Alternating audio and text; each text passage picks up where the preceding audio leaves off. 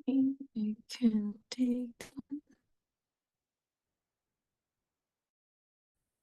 Okay, so today we're going to, okay, please accept my apologies. I need to send then a week and otherwise it will delay my teaching. I won't be able to deliver lectures. So accept my apologies. You can't see my face. Stuck. Okay. So today we are going to cover our last learning outcome of this module. It is about conducting a strategic risk analysis on the operation functions of an organization. So where we are going to focus on the performance of operation and function of the organization to get the productivity and efficiency in our performance.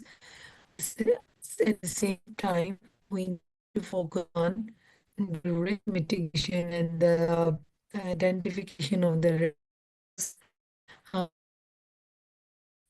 can create a problem and hurdle in can impact efficiency of the. So this reason strategic risk analysis is also very important to ensure that your operations are and your operation function and processes of organization are running to achieve productivity efficiency. So uh, effective content, risk analysis and management. So we will be covering that one, managing uncertainty and potential threats.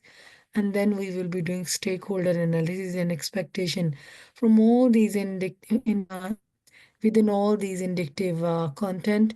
We will be going through different kind of approaches and which are embedded and rooted different theoretical framework, and everything is emphasizing on identification of the risk and managing of risks. Okay, so we'll start from the process-based model of operational risk. Okay. Okay. So process-based model of operational risk, it is a kind of it is a framework for risk management, and it is used mostly to handle the risks. So mostly or mainly it focus, as name says, process-based model of operational risks. So they just focus on operational risk where they try to target risk related to internal processes of the organization, system of the organization, and people in an organization. So the risks which are associated with the mistakes done by the employees or any kind of the system breakdowns or process failure. So they try to identify these risks and to come up with some kind of the solution to avoid these risks which can like delay the performance or impact on your performance as cause cost. So, as I mentioned, it helps in identifying risk where failure or flaws might happen within your operation. And it also helps to understand how processes can be disrupted or cause error. Then ultimately, after identifying the risk and assessing the vulnerability of these processes, the ultimate goal is to reduce the chances of the risk and financial losses or damage to reputation caused by these failure or disruption in internal processes or system or and people in an organization. So they just find or come up with some kind of the strategies which will help either to reduce or completely eliminate the impact of these risk. It could these risk or these losses could be in terms of financial losses, your reputation, um, motivation. So this model has a different, it has a systematic approach and it contains the key steps. Number one is process identification. You identify the risks And you identify and document the critical processes within an organization, because it is related to the processes. You find which processes are very important for your organization. Then you are going to evaluate each process to identify potential weaknesses or which can cause risks. So what kind of the risk or weaknesses within your systems are there? You are going to identify or evaluate. You are going to identify those vulnerabilities or weaknesses in your system one by one. You evaluate each process. Then you are going to measure your risk, quantify the potential impact of operation failures within these processes. So you are going to find what will be the impact. Impact is very high, minimum, moderate. It is very important, okay? Because it has to prioritize your risk. If the impact is very high, then it means it should be addressed on urgent basis. If it is on very low impact of the operation failure, maybe you can delay and you can deal it at later stages. Then after the next stage is the mitigation stage, where you are coming up with the mitigation strategies or solution to reduce the identify risk. For example, you are going to redesign the process to avoid the risk, or you are going to introduce new controls, or you are going to provide training to your employees, so yeah, they are not making any mistakes while doing or performing their risks. So based on the risk, you are going to design the mitigation or the solution to those risks accordingly. Then reporting, because working in continuously changing, possible that once you have identified your risk, they will stay same. You need to continuously monitor your environment and your processes to identify if there are any new risks are developed. Then you are going to report on their status, and then this circle goes on of risk assessment, measurement, and mitigation. So basically, by utilizing this model, you can use a systematic approach for risk management, helping organization proactively address potential issues and enhance the overall resilience of the organization towards dealing these issues, these risks. Okay. Then sorry.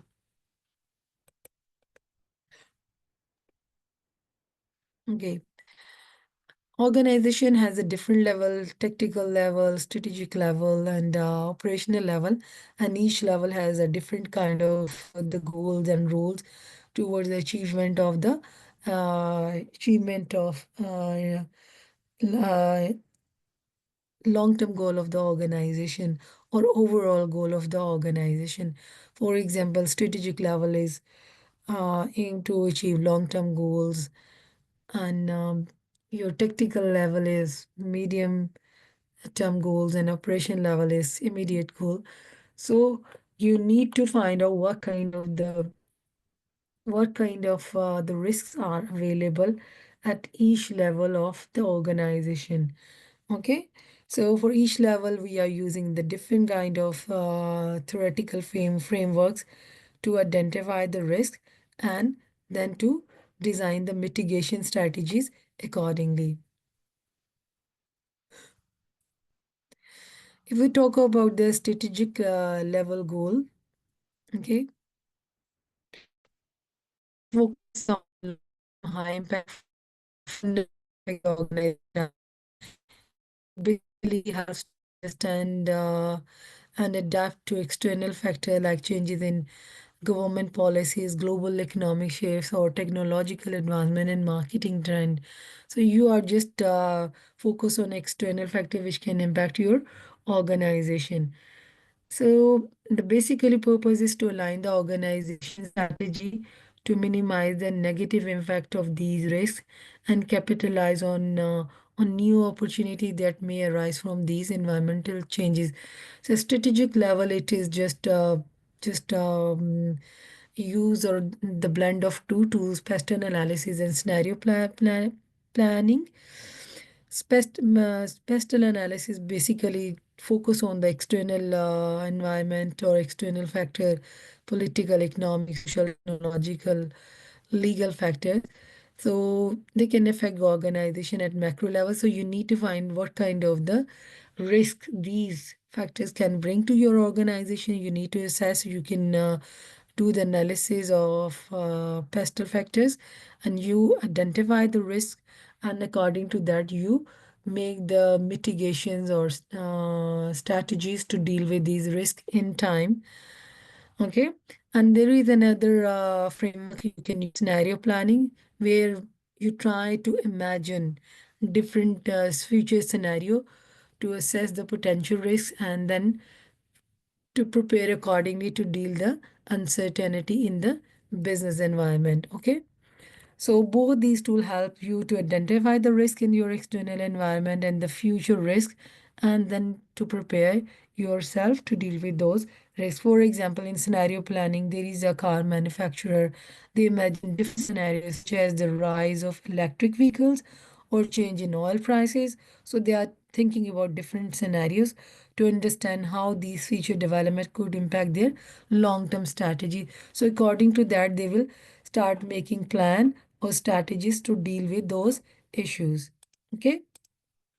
So you just, if you can see this grid, you just put the risk there, then you mention the likelihood is high, medium, low, high, medium, then you defining the impact, then you are coming with a mitigation strategy, mean the plan how you are going to deal with that issue or that risk. Okay. Then tactical level risk, what we do in this case.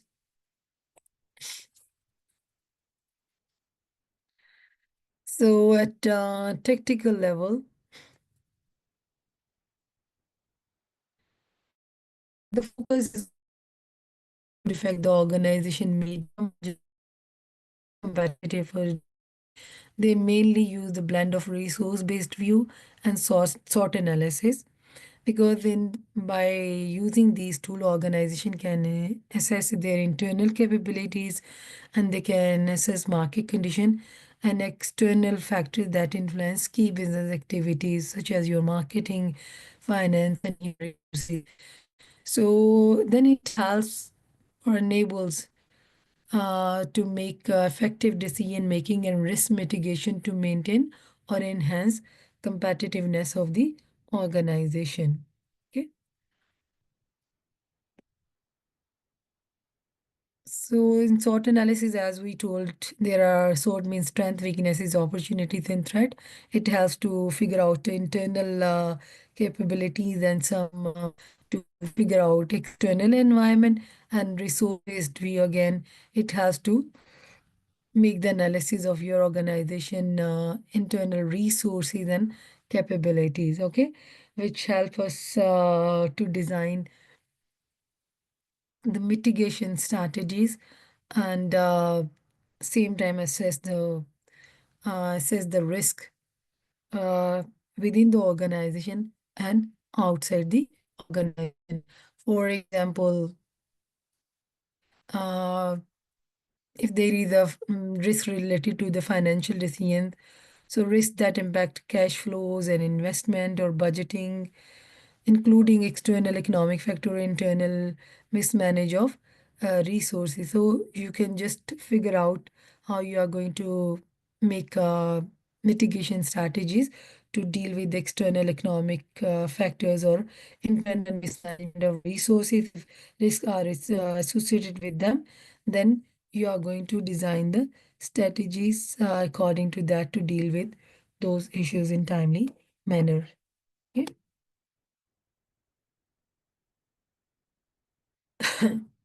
So there is another grade, I think, though I don't know why they put it here.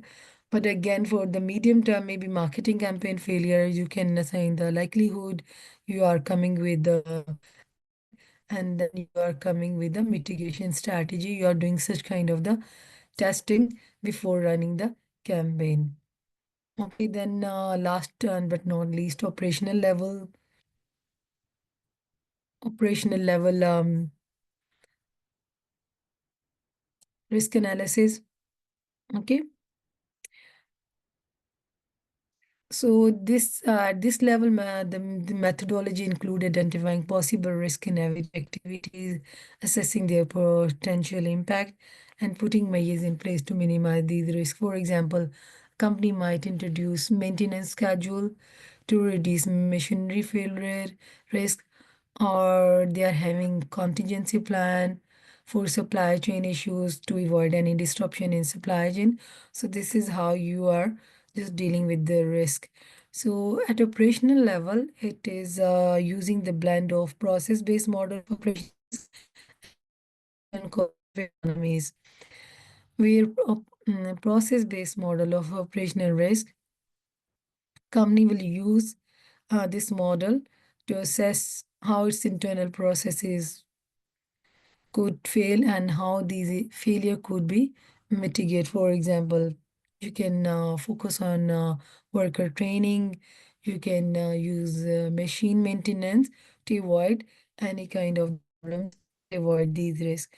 Similarly, transaction cost economics might be used to evaluate the cost effectiveness of outsourcing certain safety equipment or training program versus managing them internally.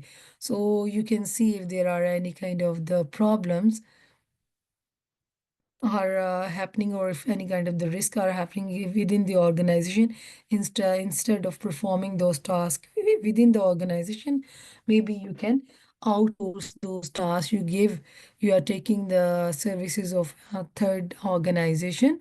So all the uh, so in this case, you are avoiding the risk by outsourcing those operation. Okay, so this is how you are going to identify the risk, and then you will be mitigating those risks. Okay, so there is an example of operational level risk. Okay.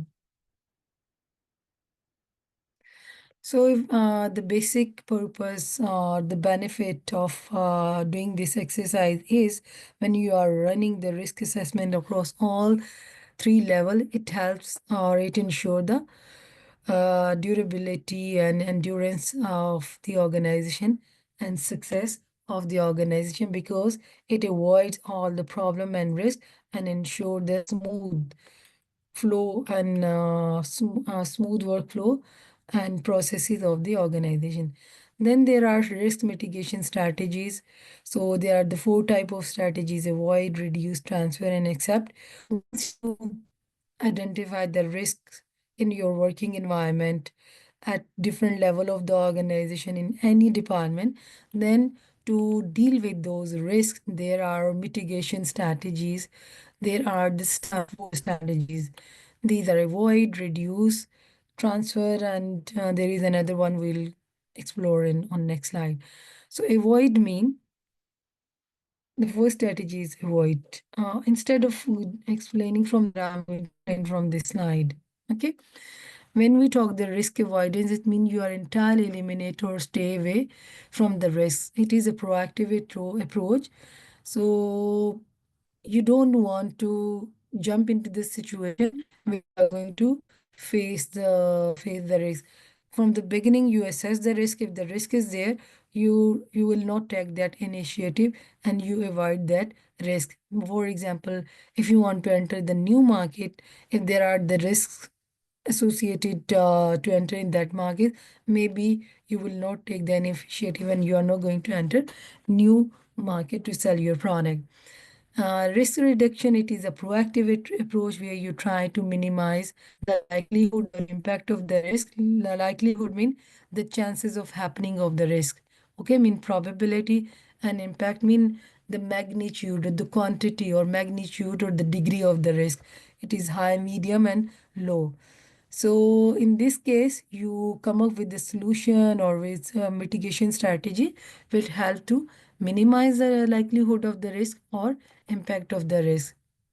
So you can achieve through implementing processes or using advanced technology.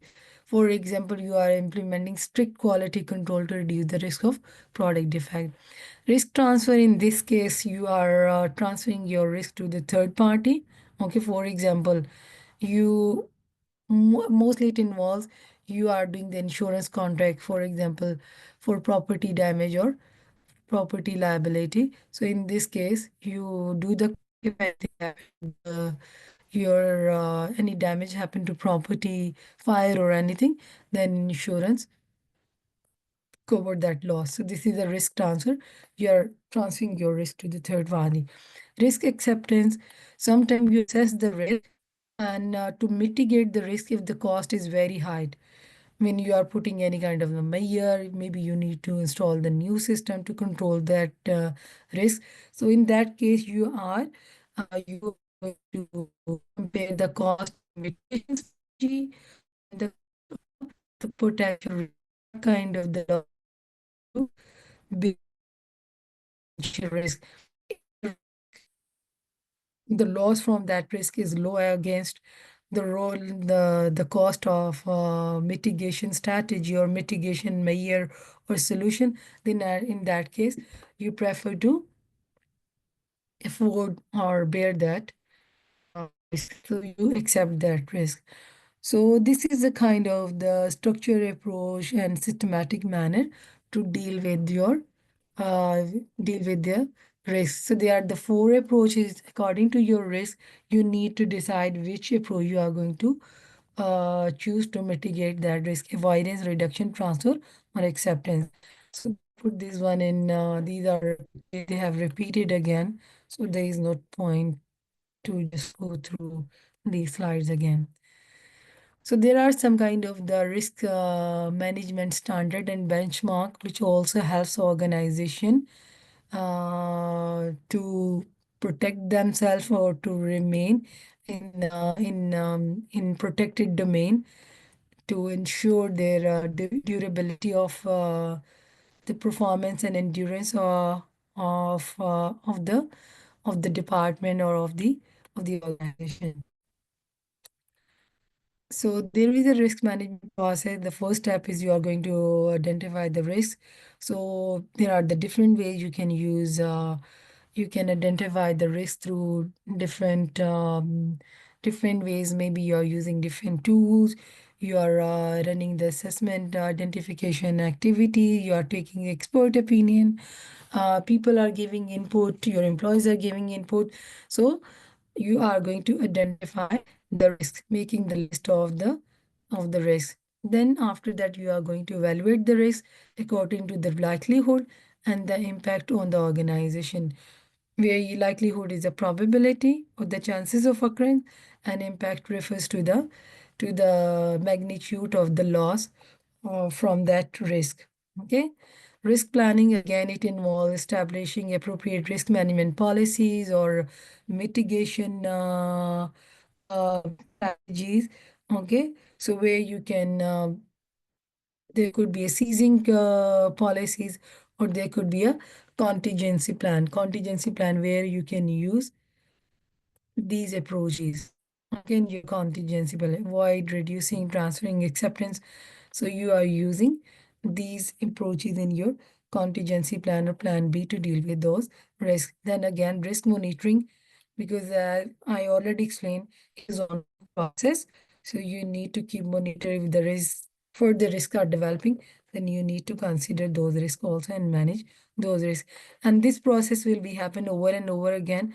I will not repeat that process. If it when it will come in our slide, then you can go through by yourself. So why organization use risk management standard and benchmark? Because it play a critical role in enhancing organization resilience, and it has to minimize potential hazard in the organization. It provides structured methodology for identifying, assessing, and mitigating risk. Okay. So there is ISO 31000 international standard which provide guideline for risk management, and it helps organization to establish risk management framework for their organization, where you can integrate risk management framework in your organization. Governance structure should be part of your organization governance structure.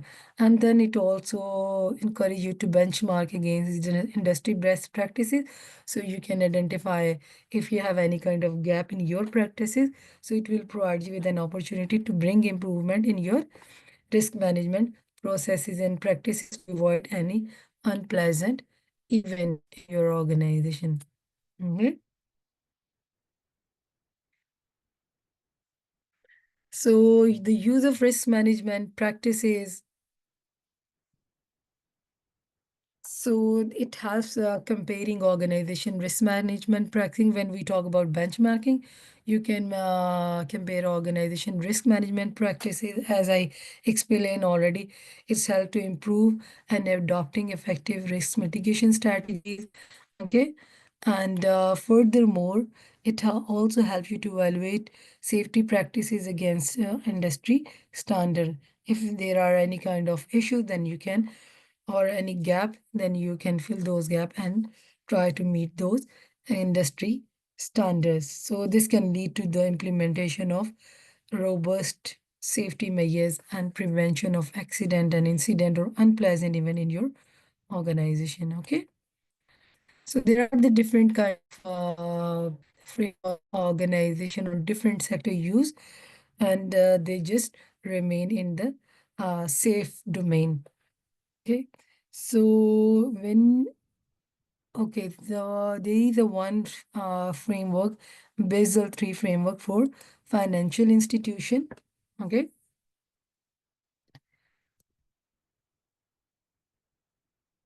So Basel III framework, basically in easy word, it sets rule to ensure that banks have enough cash, when we can call it liquidity, to handle emergencies and aren't borrowing too much. So too much borrowing, we call it leverage. So they are not borrowing too much to avoid risky situation. So these standards serve as a global guideline for banks to make strong financial health. Keith, uh, yeah, please put your mic on. The mic is on. You can't hear me. I can hear you, but just put, my voice was echoing, but maybe I think so. You put your mic on. Can you turn it off? Oh, Silent. okay. Thank you. So basically, these standards serve as a global guideline for all banks to maintain strong financial health and reduce the chances of financial crises and make stable and resilient. So basically, we use these standard for organization to provide them stability and resilience. Okay. Then the second standard is NIST Special Publication 853. It is basically for information security system. Okay.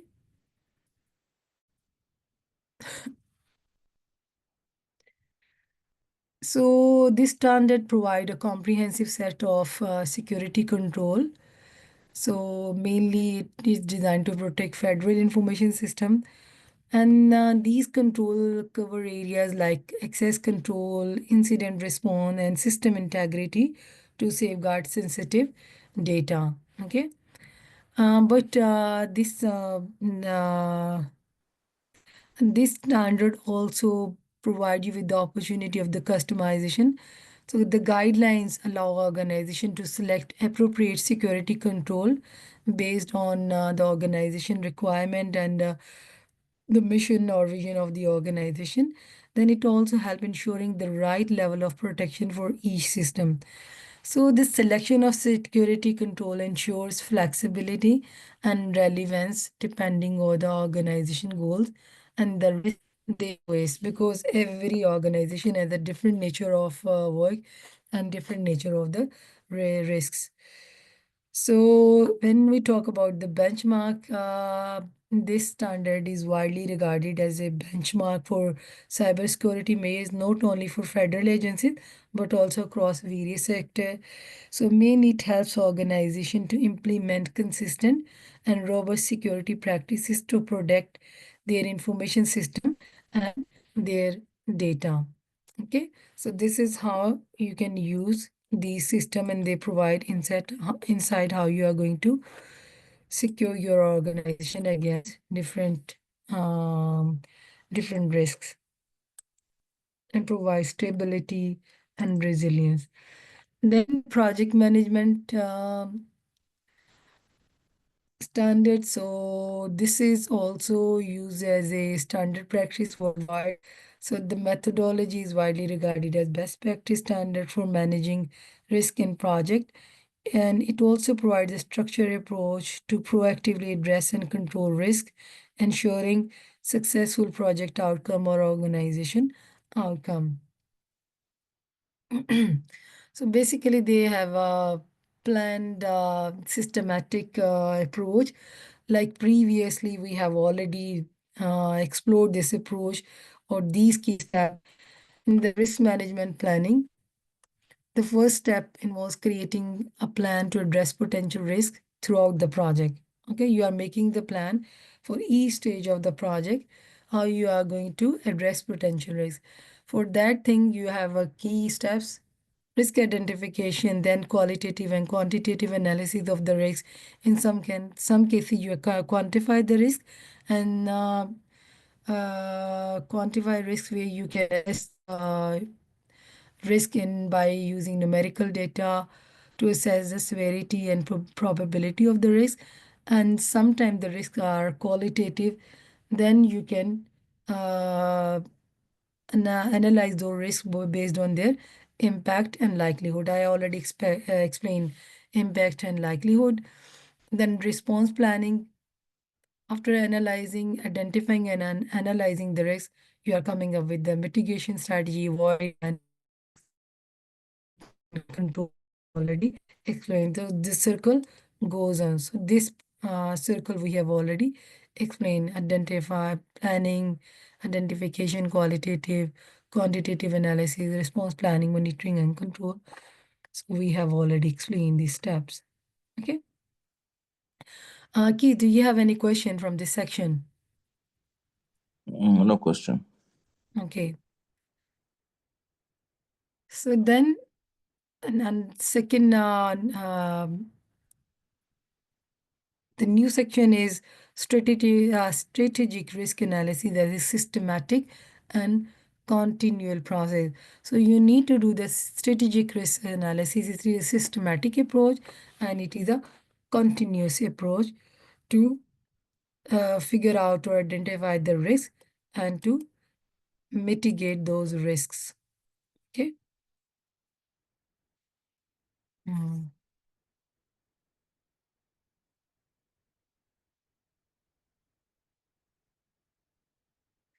Okay, if we talk about this one, strategic risk assessment, it is a continuous and systematic process for identifying and managing strategic risk.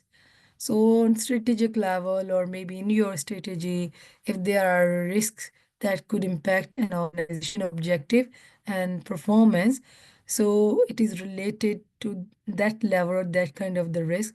You are identifying the risk related to your strategy, which can harm or which can impact organization objective and which can impact on organization's performance.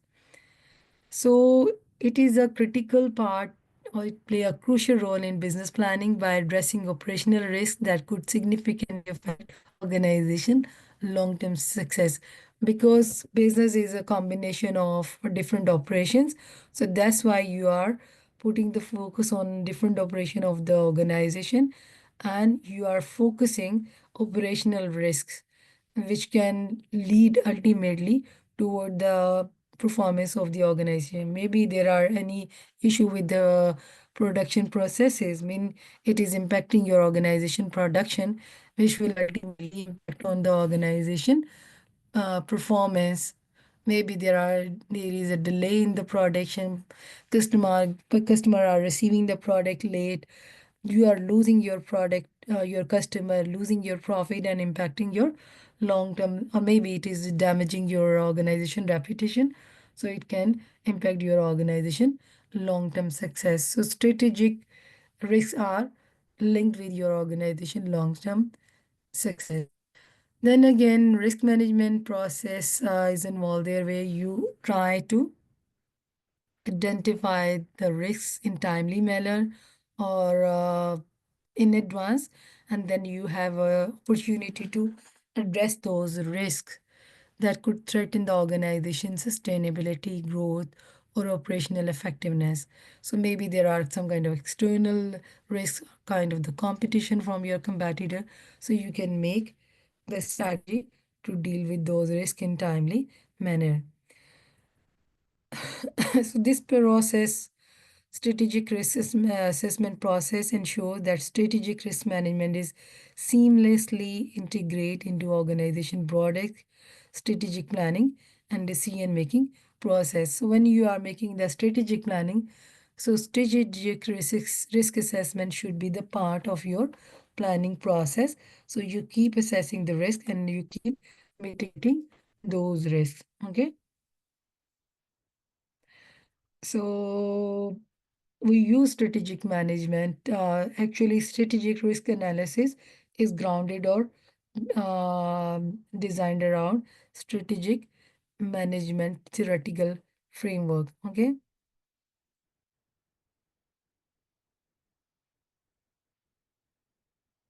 Okay.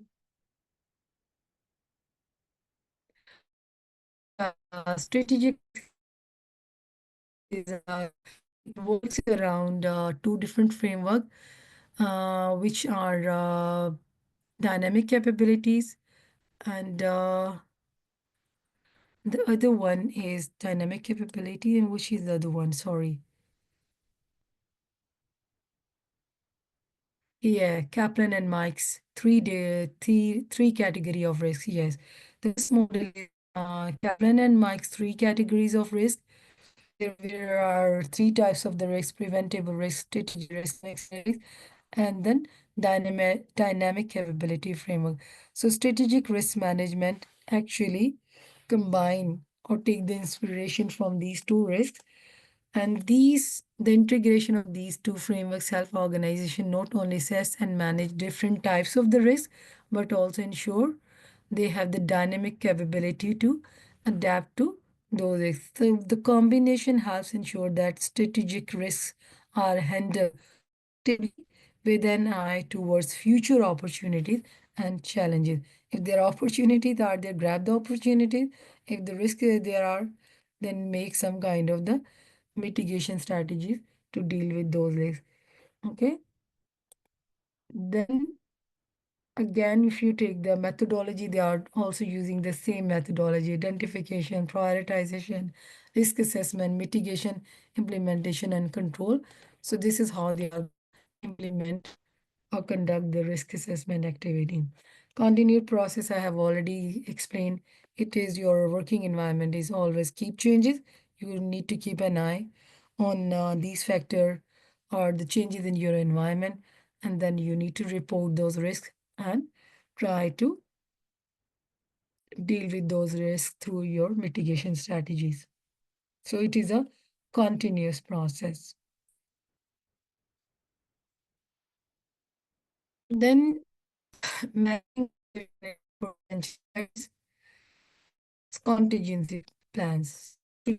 Uncertainties and potential the mitigation strategies. In mitigation strategy, one way is you are making the backup plan and contingency plan to deal with these uncertainties and potential threats.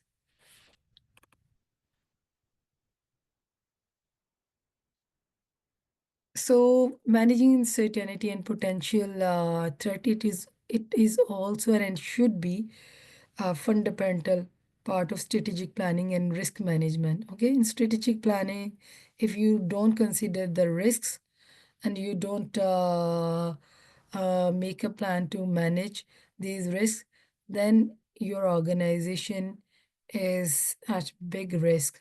Okay, so that's why managing uncertainty and potential threat should be the fundamental aspect of your strategic planning. There are the different tools which can you use, like pest or pestle analysis, a pestle tool, and then the SWOT analysis. Pest mean political, economic, social, and technological analysis. So strength, weaknesses, opportunities, and threat. These tools help you to analyze the external environment and the internal organizing capabilities. This will help when you are analyzing the external environment and internal environment. It helps you to identify the risks in the internal and external environment, and then you will be able to develop the contingency plan or strategy to mitigate those negative impact in your external environment and internal environments. Okay. So you can combine these analysis I have already explained. It helps you to assess external environment and internal capabilities, and then you can design effective contingency plan after identifying those risks. So these are explanation of these factors. You can read these one, and if related to these factors, any kind of the problem happens, you can make the contingency plan according to that. For example, if there is a market downturn on inflation, so it is an economic risk. So maybe you can come up with the solution like cost cutting measures, then hedging strategies. So this way you are coming with the solutions. Okay. Similarly, you can find out there is explanation of the strength, weaknesses, opportunities, and threat.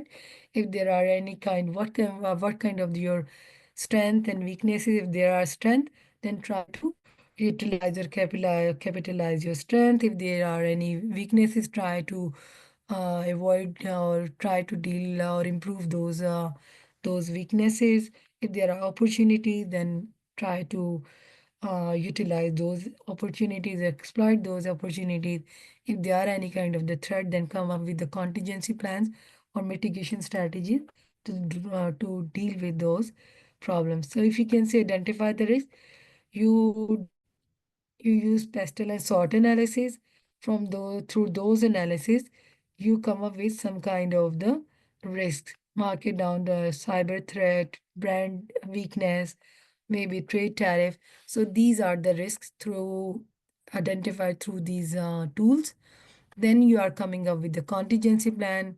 If there is a market downturn, you are going to coming up with the solution of cost cutting. There is a cyber threat, you are going to make some upgradation in your IT. Brand weakness, maybe you are going to rebranding. Mitigation strategy, so then you are designing some kind of the mitigation strategy. IT upgrade, then you are going to employ cybersecurity team, rebranding, increase market spend. So this is how you are going to use the tools to make the contingency plan and to make the mitigation strategy to deal with those analysis. So the use of pest and SWOT analysis help organization to develop robust contingency plan and mitigation strategies. And the use of these tools are not helping us to make a reactive solution, but proactive solution. Okay, and they make your organization more flexible, more agile to deal with the dynamic external environment, dynamical changes external environment. Because when we say the proactive, when you are doing the analysis of external environment, it helps us to assess the external environment in timely manner. So instead of taking proactive measure, it helps us to make a reactive measure, it helps us to make a proactive measure. Okay. Okay, then there is another approach of use of risk identification and mapping to support risk assessment and the prioritization of the risk responses. Okay, what is a mapping approach? We will explore in a while. Okay,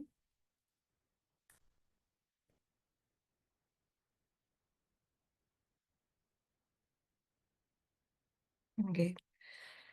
So, sorry. Use of risk identification and mapping. So this approach, so the use of risk identification mapping is mainly helpful in supporting risk assessment and the prioritization of responses to deal with those risks. These are foundational steps in the larger context of risk management. So it is deeply embedded in two theoretical framework, enterprise risk management and decision theory. What are those? We will explain in a while, or how they help us, these frame. So risk identification and mapping, both enterprise resource management decision theory, around which this concept is designed. So both ERM decision theory rely on identifying and mapping risk to provide a clear picture of the challenges an organization faces. So the ERM, or enterprise resource management, help us to prioritize the risk based on their strategic significance. Sorry, I'm having very bad cough. Just excuse me for a while.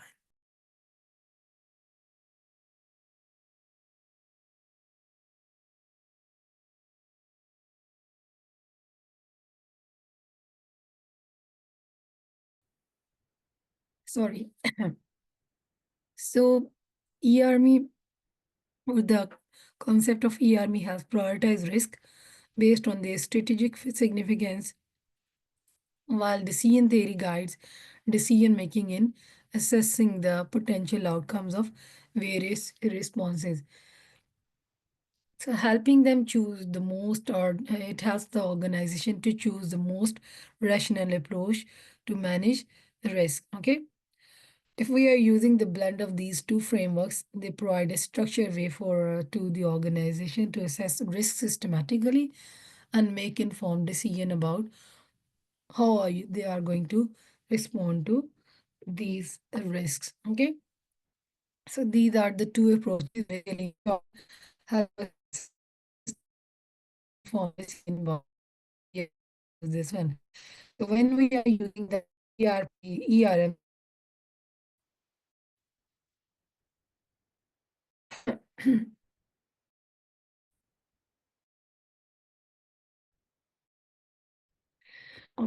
uh, want to, it is basically visual representation of identifier risks. The previous slide, when we are talking about the risk identification, we were just doing on the paper in writing, black and white. Now you are going to give a visual representation of identified risk. So it comes in form of matrix, like a quadrant, and then you put in different section. You categorize the risk based on their likelihood and impact. If the maybe in the next one is representing high risk, one section of the metric is showing medium or low risk or zero risk, and then according to that you are putting the risk into the different section based on the likelihood, and based on the impact you are going to categorize the risks and putting those risks in those boxes. And sometimes you do the color coding. In coming slide we will further explore. We use the color coding as a, why we use that approach, because it helps, this representation allows stakeholders to quickly grasp the most critical risk. Where likelihood and impact is high, it means that risk is a critical, and then according to that you are going to set the prioritization. Okay. You are going to prioritize those risks. If the potential impact and likelihood they are high, it means to deal with that risk urgent basis. If the low priority risk may receive less immediate attention. Okay.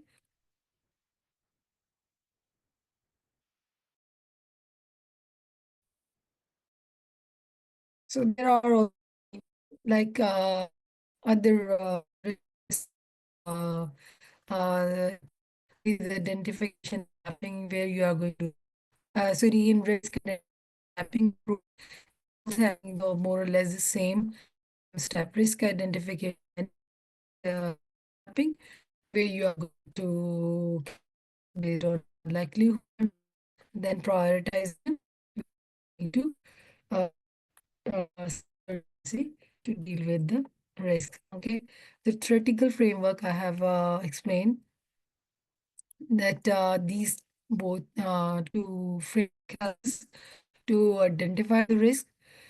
Basically, ERM system has to identify, assess, and prioritize the risk, and the decision theory make help us to choose the best option to deal with the risks. Okay, so we use the blend of these two approaches. Okay. When you are doing the risk identification, you can conduct the interview, you can do the document review, and you are doing the brainstorming session. Why we are doing the risk identification in this way? Because in this case, you are doing a framework organization wide, so bigger scale. For the bigger level, you are doing risk identification. So you are utilizing different sides perspective of identifying the risk. Then risk mapping, we already said this is a representation, visual representation. So where you are using a quadrant or risk heat map. So in this case, you are using the different axes, x-axis and y-axis. On one x, you use x, maybe on x, for example, on x-axis, you are using likelihood. And on the y-axis, I mean like on the graph, you're designing the graph. So on y-axis, maybe you are putting the impact of that risk. So and then you can use the color code, the zones in the grid. Grid side, you can use the color zone, so color coded to incident, the risk level may be red for high risk, yellow for medium risk, and green for low risk. So you can use a color coding also. So there is a representation of the map. So easily you can grab which risk need urgent response and which can be dealt at the later stages. Okay, then you are doing a risk assessment, quantitative assessment, and qualitative assessment. Wherever it is possible, quantitative risk assessment, you do the quantitative risk assessment, for example, for financial metrics, or you can use statistical model to elevate the risk. But in some cases, some risks are not quantifiable. Then you need your subjective judgment based on expertise are used to assess non-quantifiable risk like high, medium, low. So you can categorize according to that. Prioritize on prioritization on responses, then severity and likelihood of the risk. Okay, so over here you are just using some kind of the this prioritization often incorporate cost benefit analysis and resource allocation consideration also, because it is a organization wide. So you need to check if we are going to deal with this risk, how much cost we are going to pay, and if we are going to mitigate that risk, what kind of the benefit we are going to achieve. If the benefit is higher than the cost, then you need to deal with that issue. Okay, if the benefit is low and to deal with that risk is, and the cost to dealing with that issue is higher, then in that case you just try to accept that risk. Okay, I have already explained that point where we just categorize this elements under risk acceptance. And the resources allocation consideration, when you are dealing with the risk or you are coming with the solution, of course, is to deal with those solution you need to allocate resources. For example, you to deal with the risk, maybe you need employees training, so you need to make some kind of investment in the training. Maybe you are implementing or installing the new technology to deal with the risk. Maybe you need to check the resources allocation also there. So this is how you are going to do risk analysis. Just it is like or more or less all of a risk assessment. The structure or the process or approach is same.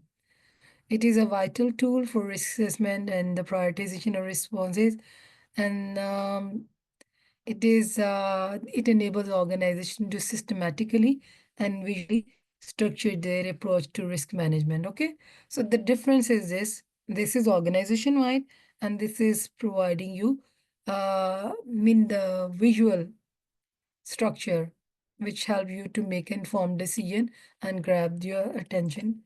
It has to understand the priority of the risk easily. It makes easy for the stakeholders to understand the severity of the risk and to understand or to prioritize those risks. Okay, and ultimately it also have to make well-informed decision. Okay, in terms of giving the priority in terms of dealing the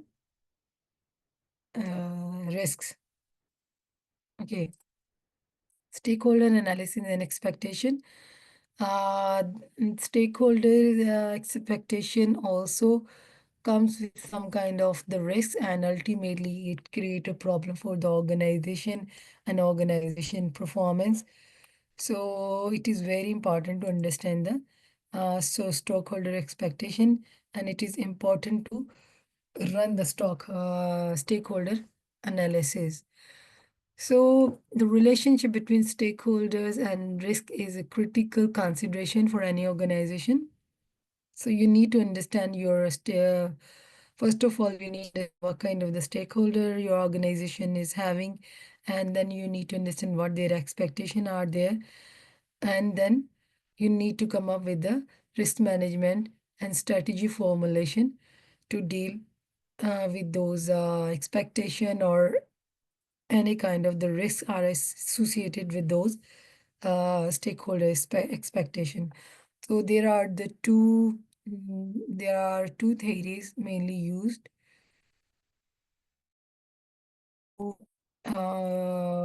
to figure out or to identify the expectation of the stakeholder.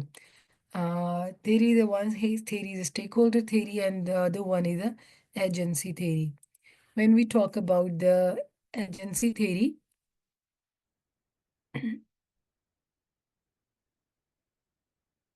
it is basically organizational theory that focus on the relationship between principals, mean owners or the shareholders, and the agent, which are the managers or executives. So owners are like investors or the shareholders. Principals, sorry, principals are owners or shareholders or investor, and agents are like manager or executive in an organization. So the agency theory helps to explore the issues that arise when the interest of the principal and agents are not aligned. Okay, so then there are some kind of the conflict in their interests. The principal hired the agent mainly to perform the task on their behalf. So in business context, the principal and investor could be the shareholders or owner, and agent could be the company's executives or managers. An agent, there are the conflicted interest. Agent might not always act in the best interest of the principals, as their personal interest or goals may differ from those of the principals.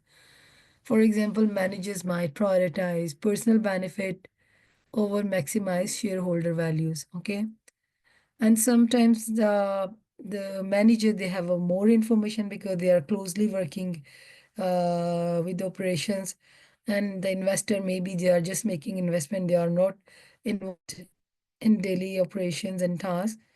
So this can lead to agent taking action that are not in the best interest of the principals, and alignment of so this is how there could be the problem, but the main issue is mainly the manager and executive, they want to see their own personal benefit, maybe the rise in their salary, perks and benefit. They're not focusing on to maximize the profit of the organization and to increase the value for the shareholder. So basically, agency theory explains the challenges that arise when one party delegate authority to another party, and how those challenges can be managed to ensure that the agent acts in the best interest of the principal. So to manage these challenges, they come up with the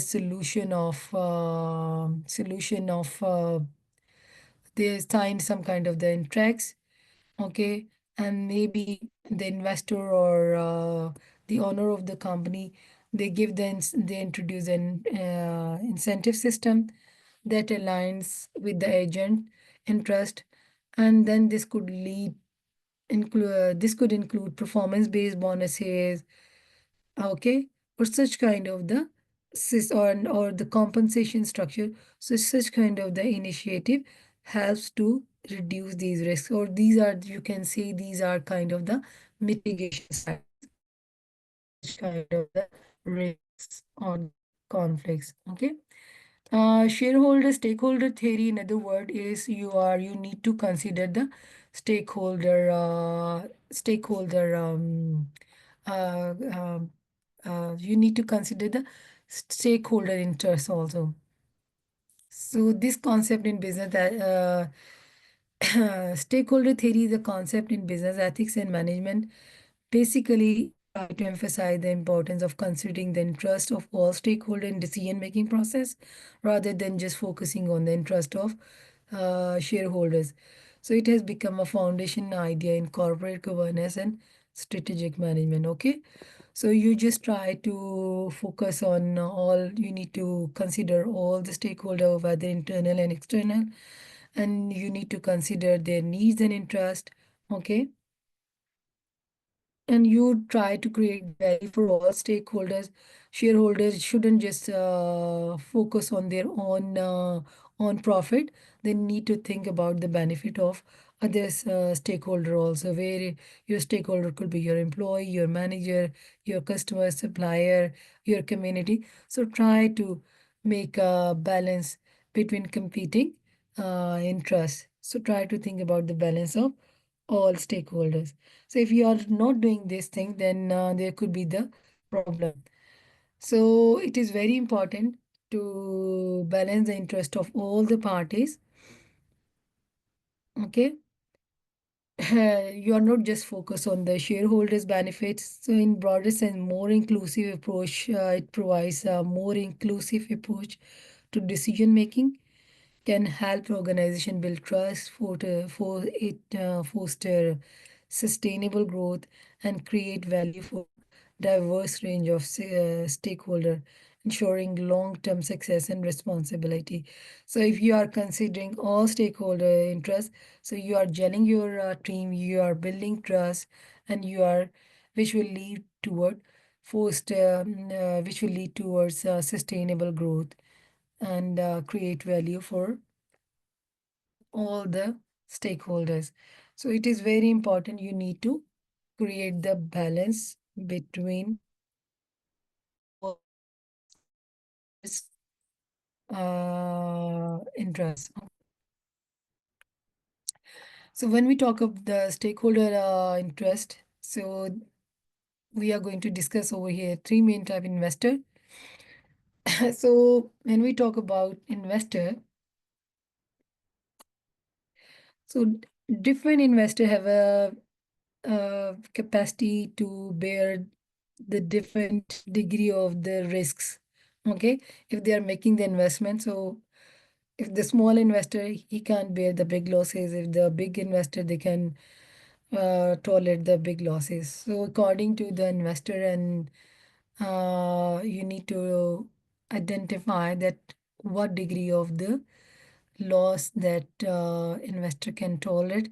You should acknowledge that, and it should be part of your financial strategy, that how much risk your organization can bear. From the investor perspective, investor want to reduce as much as you can reduce the risks on their investment, and on the other side, they want to seek for the maximum return on profitability on their uh, on their investment, and they also expect they should be informed in transparent way about their investment risk, and I mean, on periodically basis or regular basis, they should be updated and communicated about the risks. Okay.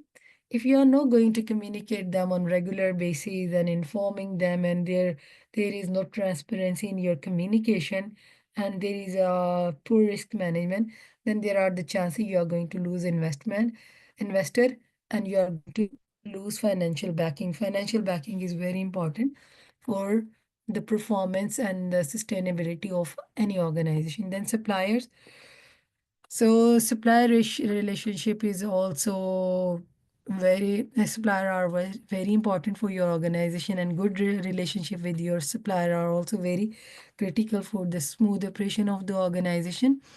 Spread the relationship with your supplier is kind of the shared risk. When we talk about the expectation with the suppliers, they expect timely payment, and they concern about the operational risk that could impede the processes. If there is any kind of the delays in the supply, it can create some kind of the hurdle in your production processes and on your performance. So you need to ensure that you are going to manage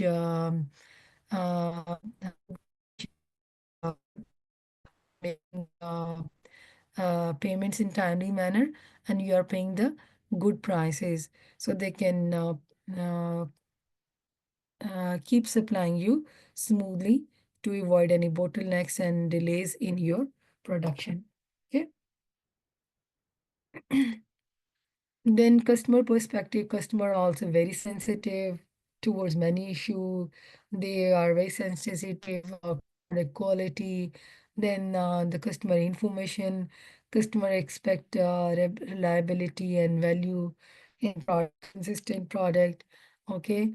And then they want surety or security from data security perspective. So it is very important you are going to meet the customer expectation. If you are not meeting, then it's gonna result into you are losing your customer, and it gonna impact on your profitability. And sometime you can lose your it cause if you are there is a breach of data security, then maybe it cause reputational damage. So you need to consider all these things. So there are just some strategies which can help to manage stakeholders related risks. First of all, there should be a transparency in communication.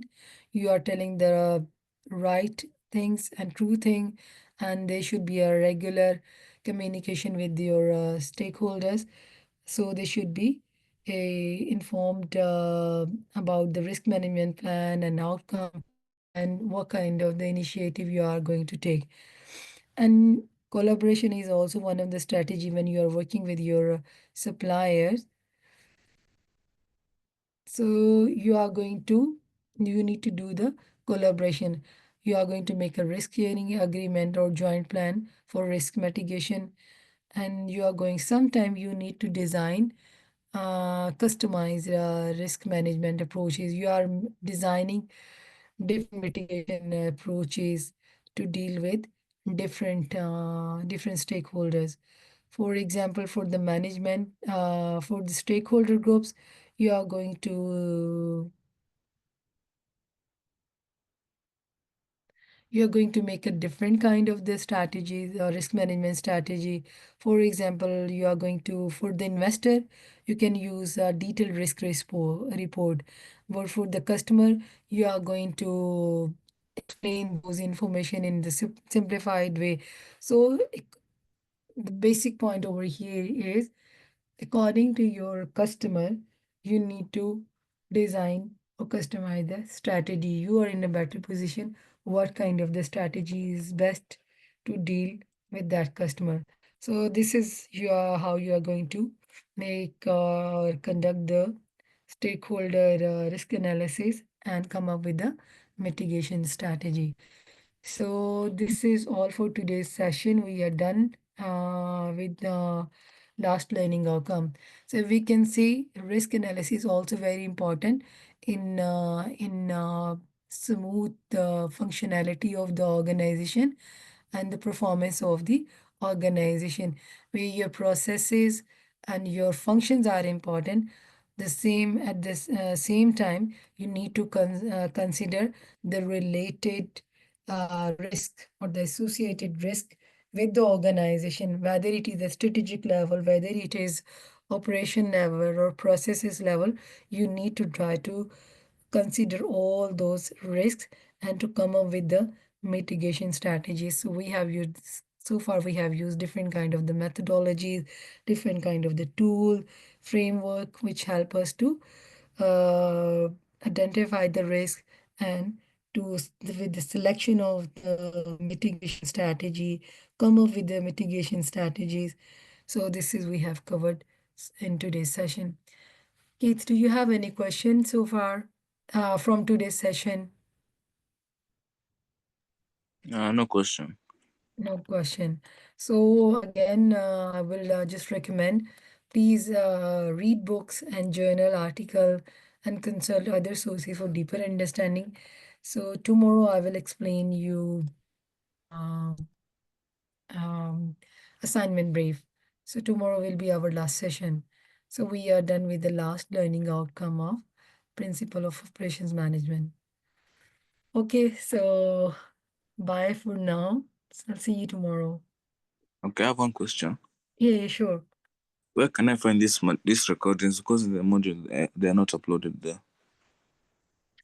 Okay, I think so. This is on the cloud, and you can let me stop recording.